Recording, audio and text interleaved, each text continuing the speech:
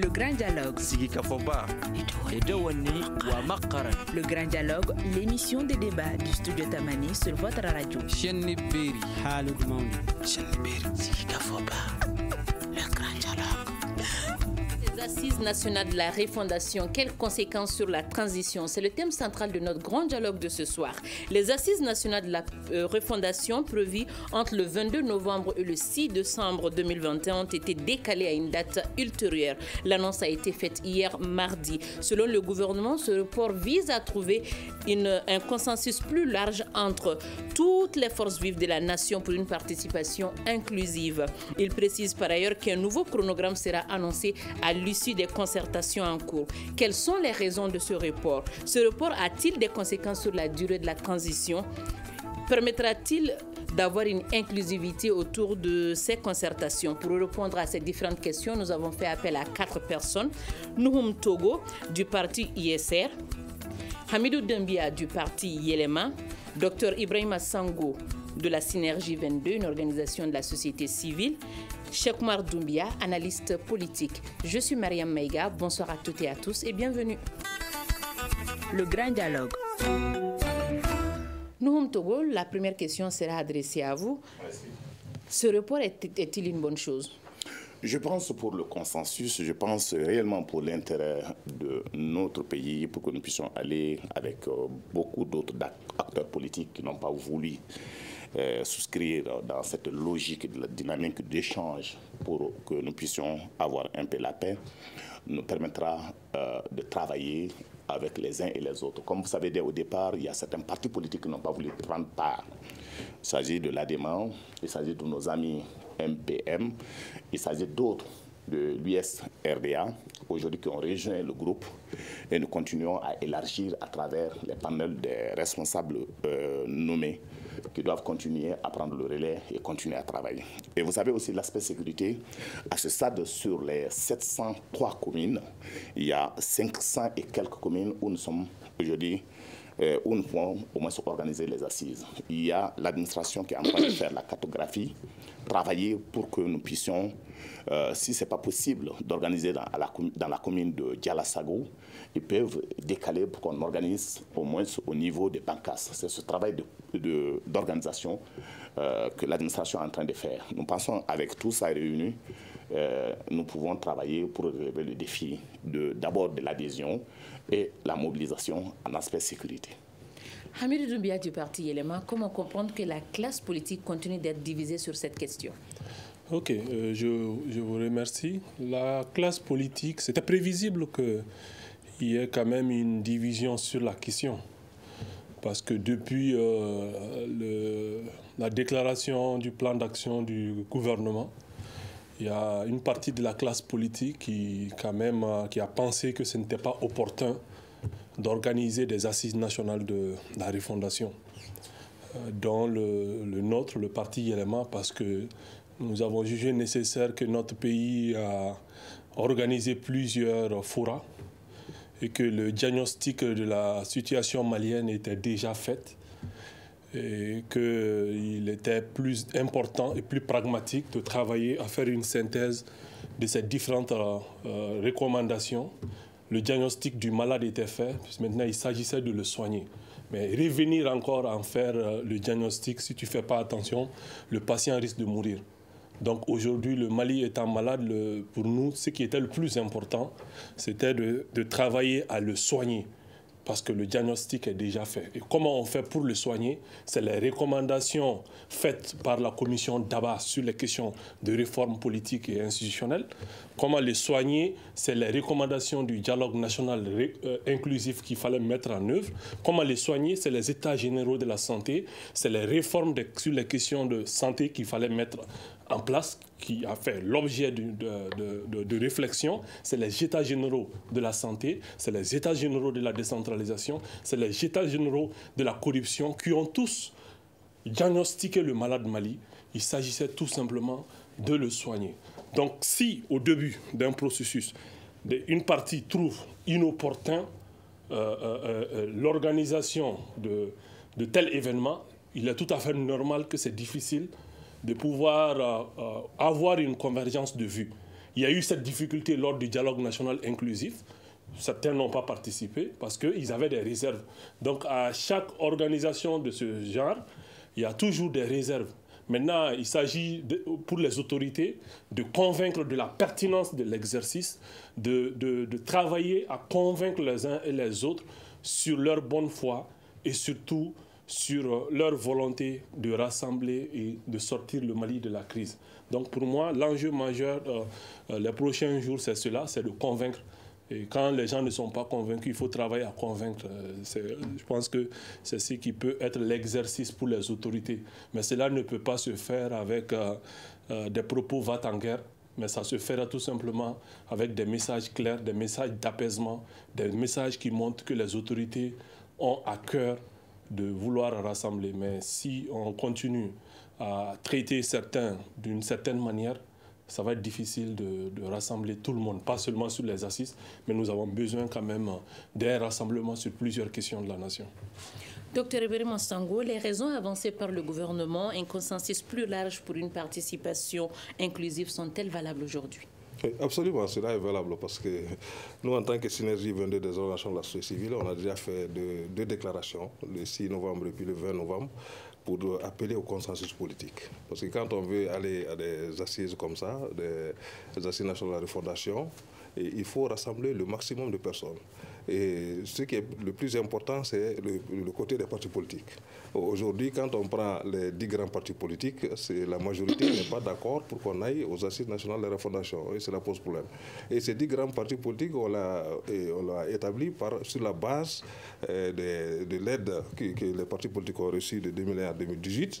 Et cela fait qu'il y a 10 grands partis politiques qui existent en République du Mali, qui ont participé aux élections, qui ont des députés, qui ont eu des conseillers partout et qui détiennent le pouvoir local. Donc si ces 10 grands partis politiques, il y a la majorité qui disent qu'ils ne sont pas d'accord pour aller aux assises, cela pose problème. Et nous avons toujours appelé le gouvernement à faire un consensus. Parce que ce qui se pose aujourd'hui comme question, c'est qu'il reste 4 mois pour finir la transition. Les assises nationales de la refondation sont perçues par ceux qui refusent d'y adhérer comme une volonté de prolongation de la transition. D'ailleurs, même le calendrier électoral, le gouvernement a dit qu'ils vont le déterminer après les assises nationales de la refondation. Et ce qu'il faut rappeler à ce niveau, c'est que c'est le deuxième report. Le premier report est intervenu en octobre parce que les assises étaient prévues octobre-novembre. Maintenant, on dit novembre-décembre. Et c'est un deuxième report qui va nous conduire peut-être en janvier. Et le danger, c'est de lier cela au calendrier électoral. Aujourd'hui, on doit savoir quand est-ce que la transition va prendre fin. Et parce que pour réussir les réformes, il faut un consensus politique. Tant qu'il n'y a pas un large consensus politique entre les acteurs politiques, la société civile, les autorités de la transition, on ne pourra pas aller de l'avant. Et c'est le panel des hautes personnalités qui a pris sur lui aujourd'hui de reporter les assises pour avoir l'inclusivité nécessaire. Et cela est très important. Sans l'inclusivité, on ne peut pas réussir des réformes en profondeur. Et c'est notre appel. Et aujourd'hui, la Synergie 22 se réjouit du fait que son appel du 6 novembre et du 20 novembre ont été suivis par les autorités pour dire qu'il faut reporter. Tant qu'il n'y a pas un large consensus entre toutes les parties, on ne peut pas arriver à des réformes majeures dans le pays, surtout au vu du délai récent de la transition. Et même si on doit prolonger la transition, cela doit faire l'objet d'un consensus. Tant qu'il n'y a pas un consensus national porté par tous les acteurs, on ne peut pas sortir de cette crise. Hamidou Cheikh Oumar Doumbia, comment parvenir à ce large consensus? Déjà, les gens sont partagés sur la question. À l'heure actuelle, comment arriver à ce large consensus-là? Une première façon serait d'effacer en fait le politique du premier plan. Le politique qu'est le Premier ministre aujourd'hui n'est pas en mesure d'y arriver. Et si on le remplace par un autre politique, tous ceux qui sont avec lui vont automatiquement aller dans la position actuelle de ceux qui ne sont pas d'accord. Aujourd'hui, une façon très simple d'arriver à ce consensus, c'est de mettre en place un collège d'experts qui va piloter ces travaux-là, si on veut y arriver. La preuve, elle est toute simple. Lorsque le panel est arrivé, la situation a automatiquement changé. Maintenant, le Premier ministre n'était plus l'interlocuteur numéro 1 dans les échanges. C'est le panel qui est devenu l'interlocuteur. Et les autres politiques sont beaucoup plus à l'aise à discuter avec un acteur qu'ils voient comme neutre, n'est pas en train de protéger une position quelconque, que de discuter avec quelqu'un dont ils ont une connaissance de sa position et de sa façon d'opérer. Donc, ça fait un bon moment qu'on est en train de dire que oui, les politiques doivent participer, mais pour une transition, pour qu'une transition soit saine, les acteurs politiques ça a toujours été dit, qu'ils aillent préparer les élections et que des experts puissent prendre certains rôles pendant cette courte période. Et je pense que ça fonctionnerait. Ça vient d'être prouvé grâce au panel, et on a remercié le ciel parce qu'on avait l'impression que ce message ne se faisait pas comprendre. Ça avait été vu comme une certaine forme une volonté d'effacer l'homme politique de son rôle. Ce n'est pas ça le cas. La vérité est que partout on a vu des transitions réussies. Il a fallu réellement que des hommes qui viennent prendre la destinée du pays pendant ce temps sans avoir aucune appartenance, aucune affiliation. Parce qu'en politique, c'est la quête du pouvoir et les appartenances et les affiliations vont toujours causer des difficultés.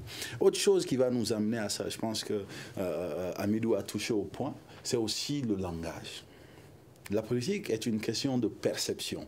C'est comment les gens voient ce qui se passe et comment ils voient les personnes qui portent la situation. Donc, en réalité, déjà, le Premier ministre actuel et bon nombre de ses alliés se sont lancés dans une démarche qui constituait à dire, je vais citer Nuntogo, ceux qui ne sont pas à la table ne sont qu'une minorité. Donc les partis politiques absents étaient qualifiés de minorité, étaient qualifiés de ne pas avoir assez de poids. Lorsque nous souhaitons discuter avec quelqu'un et que nous voulons l'avoir à la table, quelle que soit la coutume ou la philosophie ou même la religion que nous suivons, nous savons qu'il faut s'adresser à cette personne avec un minimum de respect et de considération. Donc le respect et la considération doivent revenir dans le dialogue politique et c'est ce qui va permettre à la diversité d'exister. Donc si on ne considère pas les gens qui sont d'un avis différent comme il se doit, ils vont continuer à résister et il y aura continuellement ce bloc-là. Maintenant, dans un aspect politico-politique réel de la chose, voici ce qui se fait. Les gens refusent de voir ça, mais aujourd'hui, il y a une minorité qui est au pouvoir, politiquement parlant. C'est une minorité qui dirige le jeu politique. C'est-à-dire la minorité qui a été longtemps peut-être transgressée même par les plus forts en matière de politique, c'est-à-dire les grands partis qui ont un mécanisme, qui ont dominé la vie politique.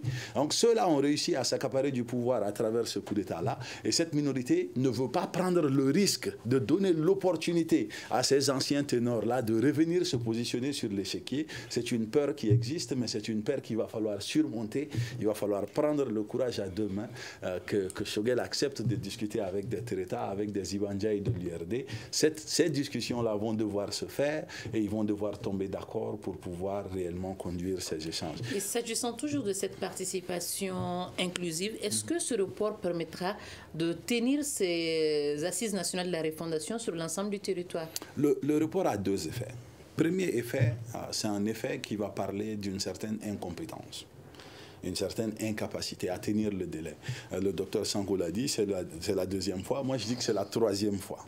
Troisième, pourquoi? Parce que dans le programme d'action gouvernementale du Premier ministre lui-même, la tenue des assises était fixée à septembre. Il a manqué ce délai. Donc, on a élargi le délai, on l'a rendu flexible. On a dit, entre octobre et novembre encore, on a manqué à ce délai encore. Et voilà, encore une fois, ce délai de novembre, décembre va être manqué encore une fois. Donc, c'est le troisième report. Et le premier message que ça envoie, et à la fois à celui qui analyse et à la fois aux partenaires du Mali, c'est de dire, nous sommes dans l'incapacité d'organiser ces assises-là. Nous n'arrivons pas en 6 mois, en 4 mois à converger simplement les organisations politiques. Donc, si on ne peut pas amener les organisations politiques à la table, comment amener 20 millions de Maliens à la table?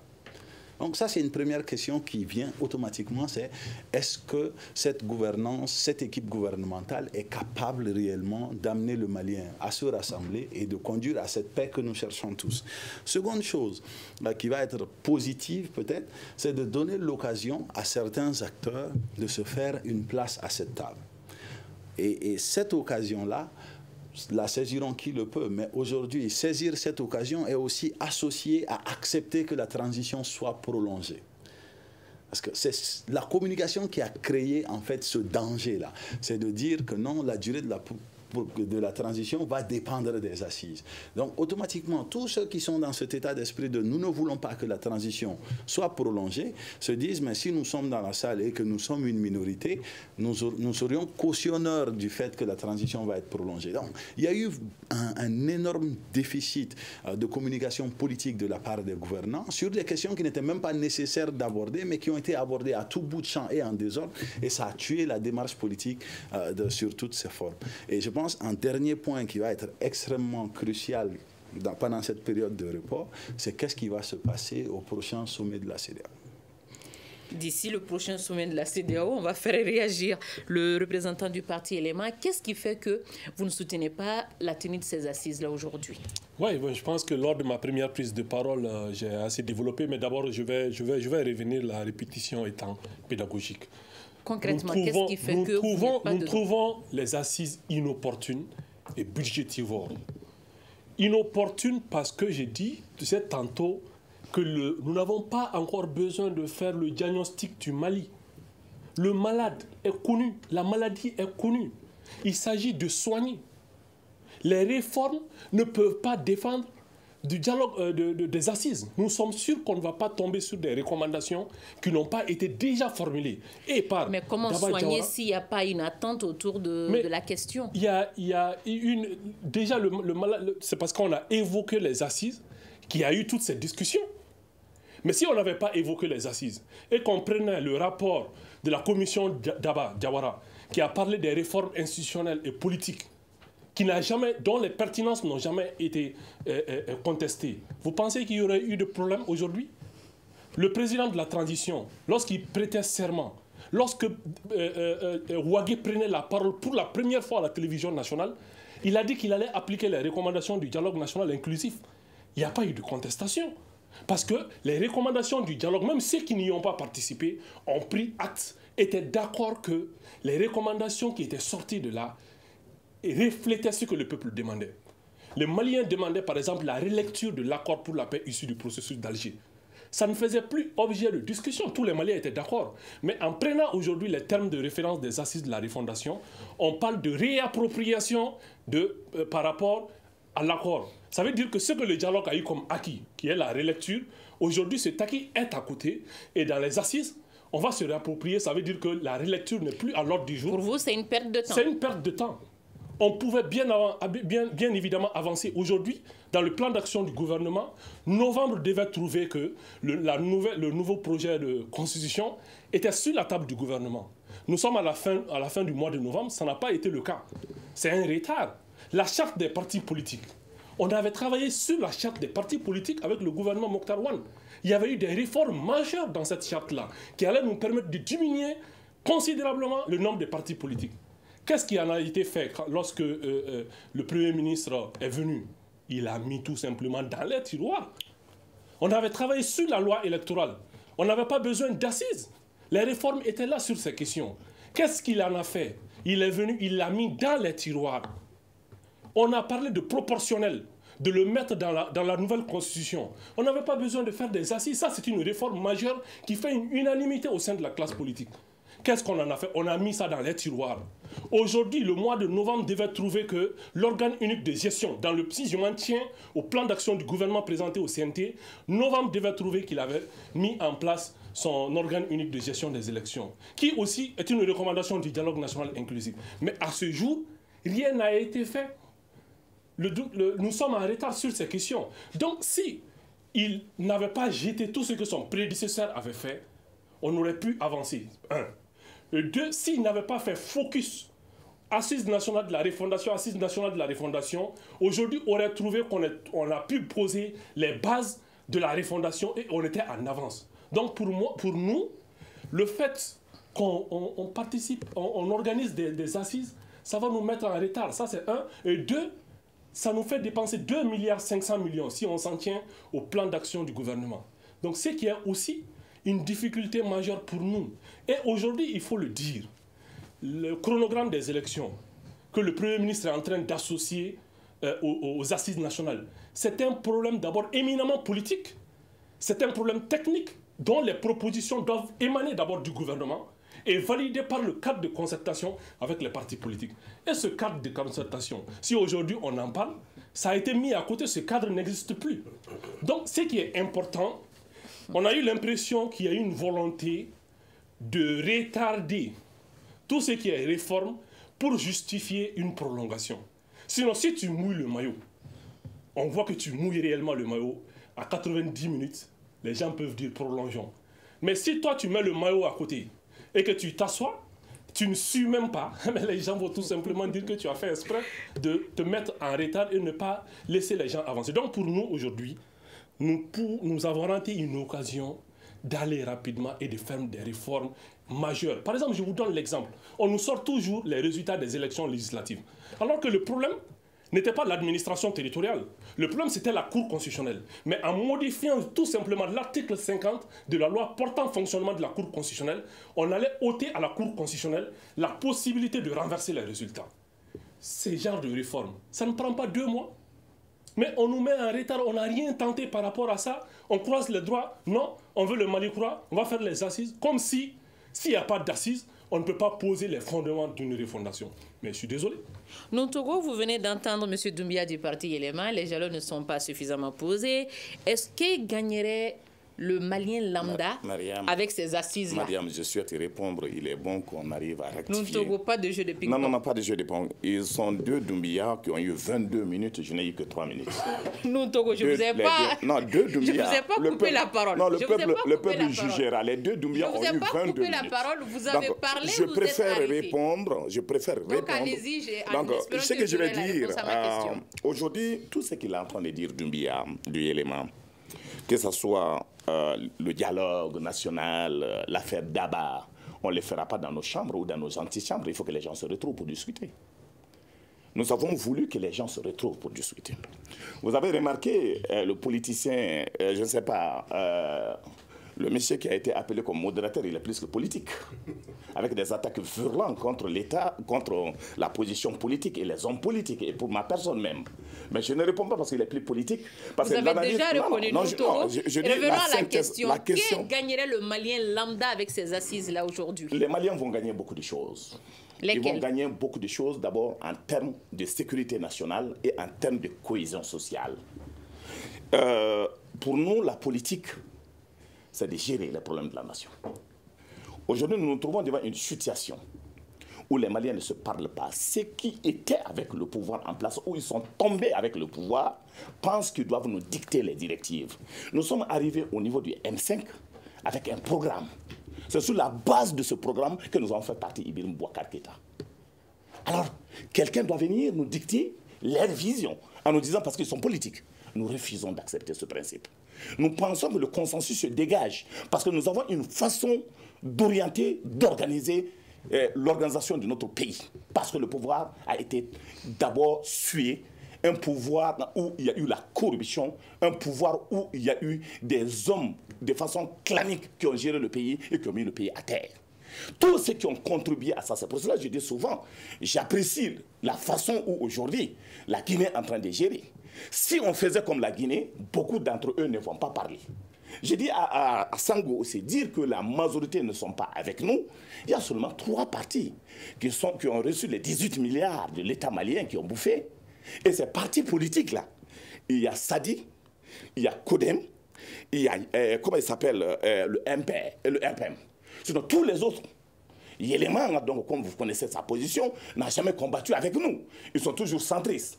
Ils regardent la direction, là où le vent va, donc ils se tournent vers là-bas. Et on les connaît, donc, comme ils le savent.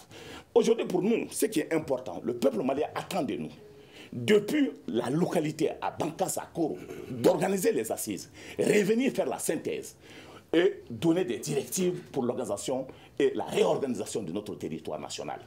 Si les gens pensent qu'en politique, c'est de venir crier parce que pour dire que d'autres ne veulent pas discuter avec d'autres, mais ceux qui ont mis le pays à genoux, vous pensez que vous allez nous pousser à discuter avec eux? Nous refusons. Pour nous, la discussion, c'est quoi? Si c'est pour l'intérêt supérieur de la... Aujourd'hui, tous ceux qui crient, parce que d'autres n'ont pas eu de poste de responsabilité, il faut qu'ils comprennent. Parce que d'autres ont eu 4 fois, 5 fois, ils ont été ministres de la République. Parce qu'aujourd'hui, ils n'ont pas à manger. Comme le Premier n'a jamais été. Comme je t'ai dit, tu es plus qu'un opposant. Monsieur, il est important que tu prennes... il est important qu'il prenne sa position parce que le peuple malien juge. Parce que c'est des jeunes, donc analystes opposants. Qui pensent réellement qu'ils vont nous déstabiliser. Le peuple a besoin de comprendre. Nous avons fait 32 ans de combat du mouvement démocratique et nous suivons. Ceux qui sont en train de crier aujourd'hui, ceux qui crient partout, en disant il faut... Leur combat, c'est sur ce bel. Leur combat, ce n'est pas le Mali. Tout le monde sait aujourd'hui que ça avance à merveille. Et que tout le monde sait aujourd'hui que ça bouge.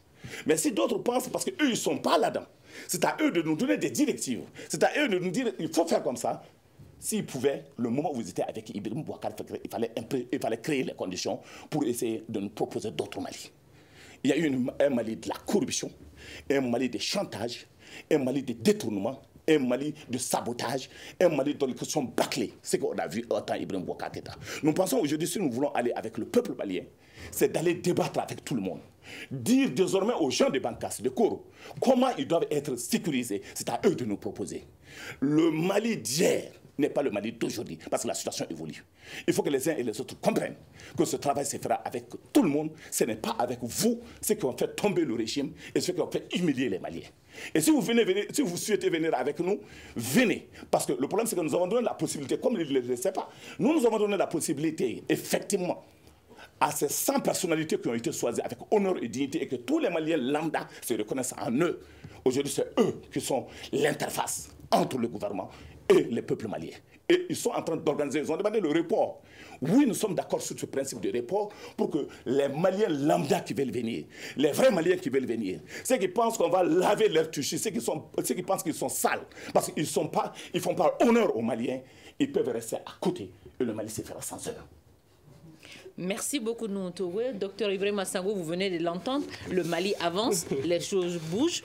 Et êtes-vous d'accord avec ceux qui pensent que avec ce report-là, c'est uniquement une stratégie pour la transition, disons, pour proroger la durée de la transition? Bon, pour nous, en tant qu'organisation de la société civile, les assises sont toujours nécessaires. Il n'y a pas d'assises de trop. Mais on est ici dans le domaine de la démocratie. Et en démocratie, il y a des lois et des règlements. Et il y a des normes internationales, des instruments juridiques internationaux qui définissent comment on doit aller. Et si on peut rappeler un peu le premier conseil des ministres du président Assimi, il a fixé 5 missions. La sécurité, les réformes politiques et institutionnelles. Et pour les réformes politiques et institutionnelles, on n'a pas besoin de faire des assises. Et ça, c'était un travail d'expert, comme l'a dit Doubia. C'est un travail d'expert. Et ce travail a été déjà fait, identifié. On sait qu'est-ce qui pose problème. Si je prends un exemple, la loi qu'aujourd'hui qu'on est en train de modifier pour mettre en place l'organe unique de gestion des élections, l'EGE, mais cette loi ne va pas nous amener loin. Pourquoi? Parce que si on veut créer un organe unique de gestion des élections, nous on a participé à l'avant-projet l'atelier de l'avant-projet, un organe unique qui va prendre les attributions du ministère de l'administration territoriale, de la CENI, de la DGE, et même une partie des prérogatives de la Cour constitutionnelle, il faut obligatoirement relire en même temps des textes connexes. Et les textes connexes, c'est quoi? C'est la Constitution, c'est la loi organique de la Cour constitutionnelle, c'est la charte des partis politiques, c'est la loi organique des députés. Il y a beaucoup de textes qu'on doit relire. Donc, même si on adopte aujourd'hui un texte, un projet de loi électorale pour mettre en place le LEG, qu'on amène ça au CNT, le CNT dit oui, nous sommes d'accord, quand ça va arriver à la Cour constitutionnelle va rejeter. Donc, c'est pour dire que la démarche même des assises emprunte aussi ce chemin. Aujourd'hui, il reste 4 mois pour la transition. La charte de la transition a dit 18 mois. Il reste 4 mois. En 4 mois, comment faire pour sortir de la transition? C'est ça l'équation. Maintenant, les assises, on peut les tenir. Cette équation est possible d'être résolue? Non, techniquement, on peut faire les élections en février-mars. Techniquement, on peut le faire. Avec le statu quo ancien. Mais avec la mise en place de l'EGE, le collège électoral, tout peut se dérouler en moins de 4 mois? On peut en 4 mois faire les élections, au moins l'élection présidentielle et sortir de la transition. Pas avec l'organique. Avec l'organique, on ne peut pas. Avec l'organique, si on veut attendre l'opérationnalisation de l'organique, il faut un minimum de 6 mois et un maximum d'une année. Parce qu'on ne peut pas relire la loi électorale seulement et dire qu'on va mettre en place l'organique sans relire les autres textes. Imaginez que dans la loi électorale, on dit, oui, l'organique va proclamer les résultats définitifs, ou bien l'organique va prendre en charge les attributions du Comité national de légal et accès aux médias d'État, et que cela arrive à la Cour constitutionnelle, mais il y a la hiérarchie des normes, la Constitution, et puis les lois organiques, et puis les loi. Maintenant, une loi qui heurte même la Constitution, ça ne va pas prospérer. Ça est sûr. Donc, tout ça, c'est des manœuvres pour dire que la volonté, quelque part, est de prolonger la transition.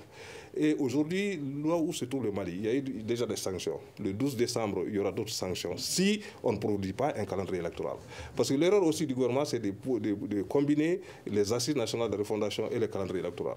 La rue n'a jamais produit un calendrier électoral. C'est le gouvernement qui produit un calendrier électoral. C'est les autorités de la transition qui doivent produire un calendrier électoral. Et d'ici le 12, si on n'avance pas sur ce chemin, on sera sanctionné encore. Et quel type de sanctions, personne ne l'imagine pour le moment. Donc il ne faut pas, à notre avis, ce n'est pas le populisme qui va faire marcher les choses. On est dans des textes. La démocratie, c'est le règne de la loi. La loi dit ça, on doit se conformer. Et les instruments juridiques internationaux qu'on a ratifiés, et le protocole national de la CEDEAO, la Charte africaine de la démocratie, qui sont dans le préambule de la Charte de la transition. Et c'est nous les Maliens qui avons dit 18 mois. On n'a pas dit on va faire 3 ans ou 5 ans. 18 mois actés. Maintenant, même si on veut changer la charte de la transition, les dispositions sont là pour changer.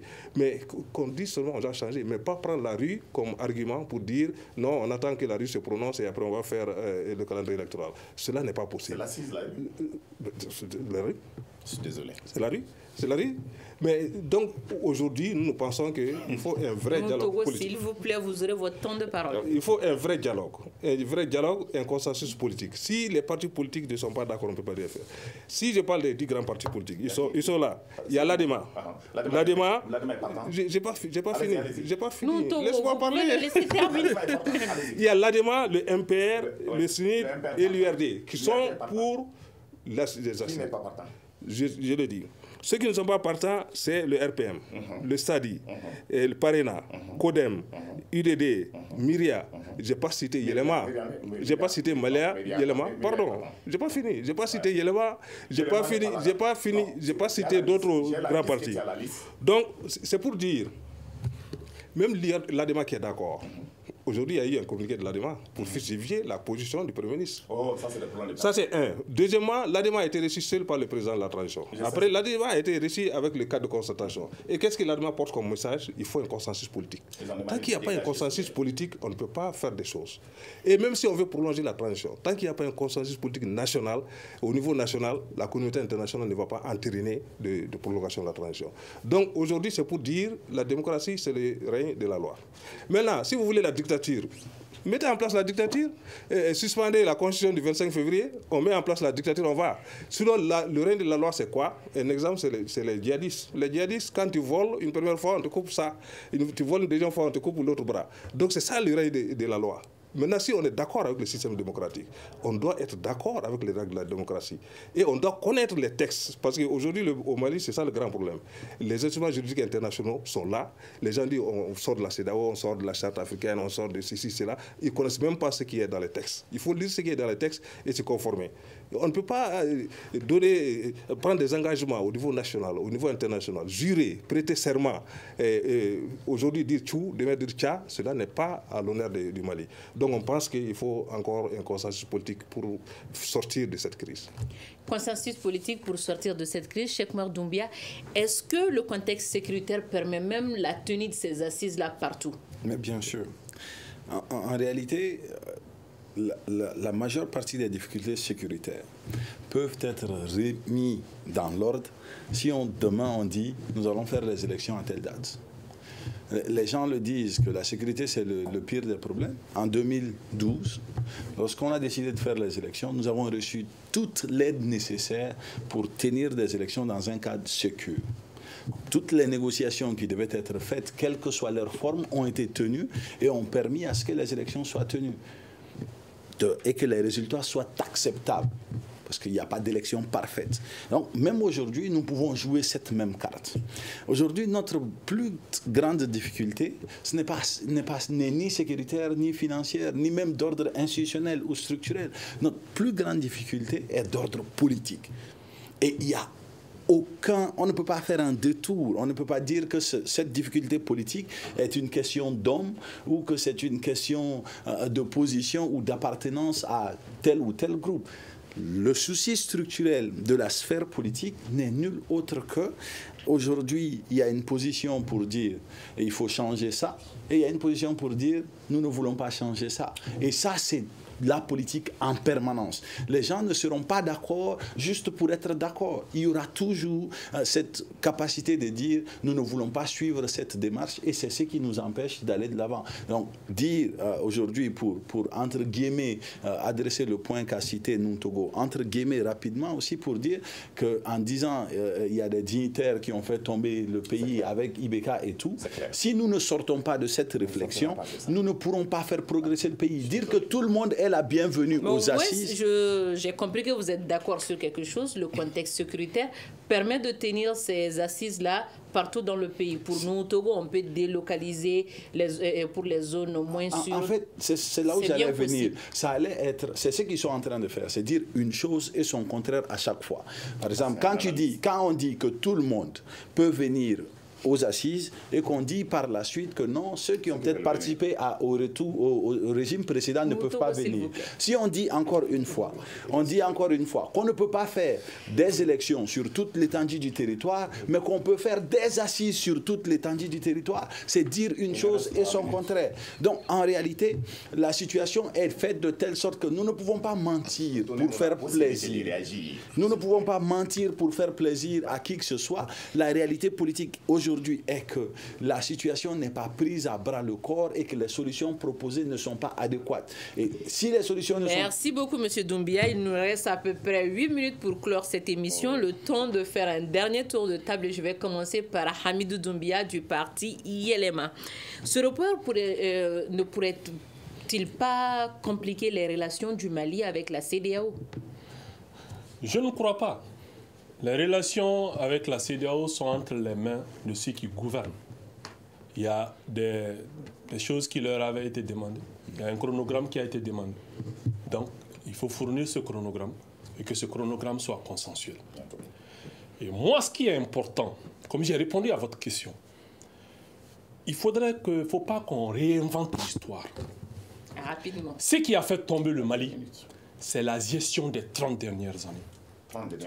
Et la gestion de ces 30 dernières années, M. Noum Togo, vous en faites partie. Comme toi, comme Yelema. Shogel Kokala Maïga en fait partie. S'il vous plaît. Pour vous dire non. Les Maliens ont besoin de comprendre. Les Maliens ont besoin de comprendre. On a vraiment besoin de comprendre à quoi faut-il s'attendre avec ces assises-là. 2 minutes.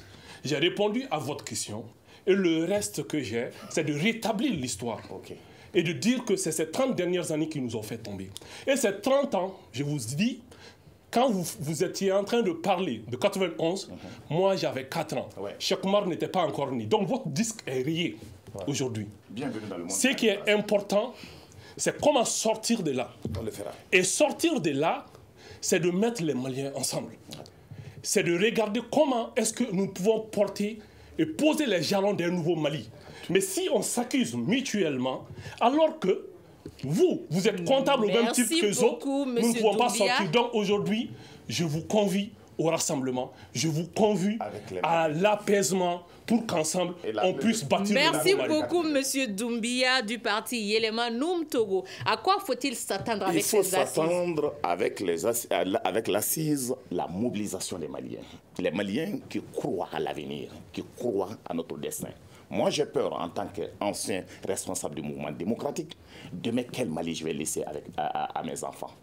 Aujourd'hui, mon combat, c'est de rassembler. Je suis issu des notabilités. Je suis de Bankas. Je suis fils de chef de village. Je connais les difficultés. Ce ne sont pas des gens qui sont nés à quelques kilomètres de Bamako, qui ne connaissent pas donc la crise, qui pensent qu'ils vont nous vilipender et que nous allons accepter le principe. Je l'ai dit et nous sommes prêts à partir avec tout le monde. Mais ceux qui n'ont pas de position, qui puissent en tout moment changer, je suis désolé, on ne peut pas aller avec eux. Des hommes politiques qui ne veulent pas s'assumer. Moi, je me suis assumé, ça me fait 34 ans que je m'assume politiquement. Comme lui, il parle, il n'était pas là, je lui donne l'occasion de conclure. Parce que comme lui, il n'était pas là, il ne connaît pas la réalité politique. Merci beaucoup, Noum Togo. Docteur Ibrahim Sango, ces assises changeront quoi? Bon, à notre avis, ces assises ne vont rien changer dans l'immédiat. on peut faire des assises pendant 6 mois, pendant une année, c'est pour préparer le Mali de demain. Mais ce dont on a besoin aujourd'hui, par rapport aux autorités de la transition, c'est qu'un chronogramme clair puisse être fixé par rapport aux élections, par rapport même aux assises. Quel est le chronogramme? Il y a eu 3 reports, ça a été rectifié ici au lieu de 2. Aujourd'hui, on a besoin de savoir quand est-ce qu'il faut sortir de la transition. Parce que les autorités de la transition actuelles ne sont pas légitimes. Ils ont la légalité avec eux, mais ils ne sont pas légitimes. Et en matière de démocratie, les autorités doivent être légitimes, légales et légitimes. Donc pour avoir des autorités légitimes, on a besoin de savoir les 4 mois qui restent pour la transition, quand est-ce qu'il y aura les élections et quand est-ce qu'on va sortir de la transition. Merci. S'il vous plaît, M. Nouhoum Togo, on laisse Ibrahima Sango terminer son argument. Le n'est pas légitime. S'il vous plaît, on est au Mali, s'il vous plaît. Docteur Ibrahima Sango, allez-y. Attirer l'attention des autorités encore sur le respect des instruments juridiques internationaux qu'on a ratifiés, qu'on a signés. On a dit on est d'accord. Si on est d'accord, on doit se plier à ça. Et le 12 décembre nous attend. Et avant le 12 décembre, il faut qu'on ait un chronogramme électoral qui va nous projeter sur la fin de la transition. Et pour tous les autres aspects, tant qu'il y a un consensus politique nécessaire pour les assises, pour l'organisme de gestion des élections, on ne pourra pas le faire. Donc il faut dialoguer, il faut un véritable consensus politique et il faut sortir de la transition. Parce que c'est ça la démocratie. La démocratie, le pouvoir est aux civils. C'est les civils qui doivent conquérir et exercer le pouvoir politique. Et l'armée doit se mettre au service du pouvoir civil. Je ne suis pas militaire. Cheikh Mouar Doumbia, analyse politique, la dernière question sera pour vous. Ces assises changeront quoi? Pratiquement rien. Oui, tu as vu la position des 3. Pratiquement rien. C'est dommage. Et c'est lorsque nous parlons du... S'il vous plaît, lorsque nous parlons du Mali, nous parlons aussi de la position des Maliens. Et si ici, au cours de cette assise, la majeure partie des Maliens ne sont pas dans cette optique, c'est le cas. Nous, par respect, veuillez me permettre de terminer. Togo, s'il vous plaît, laissez-le terminer. Il ne reste que 2 petites minutes, s'il vous plaît. Mariam, aujourd'hui, il y a une transformation du peuple malien qui est en cours. 75% de la population malienne est jeune, de notre âge. Et aujourd'hui, nous voulons un Mali différent du vôtre, du Mali que vous avez commencé à bâtir en 91, qui a 30 ans et qui n'a pas été ce que nous voulons. Nous ne sommes pas satisfaits de vos résultats et nous voulons les changer. Donc, si nous ne sommes pas satisfaits de vos résultats, nous allons nous battre pour les changer. Merci beaucoup. S'il vous plaît, mais nous pouvons aujourd'hui être sûrs d'une chose, c'est que si ces assises viennent, les résultats seront les mêmes choses que le DNI et c'est la mise en pratique qui est importante. Nous n'allons pas prier pour le Mali, nous allons travailler pour le Mali, le servir et construire ce Mali-là et nous allons y arriver tous ensemble. Maintenant, nous ne pouvons pas y arriver ensemble sans pour autant que de temps à autre il y ait de petites divergences. Et si ces divergences, les hommes politiques tant expérimentés de 91 n'arrivent pas à les tenir, nous sommes dans la peur.